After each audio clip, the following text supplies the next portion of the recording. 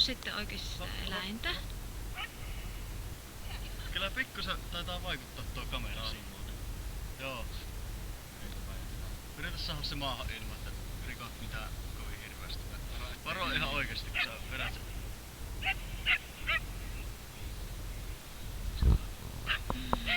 Koita saa se alas. Mä hukkasin nyt Kyllähän sen se alas tulee, mutta niin. Joo.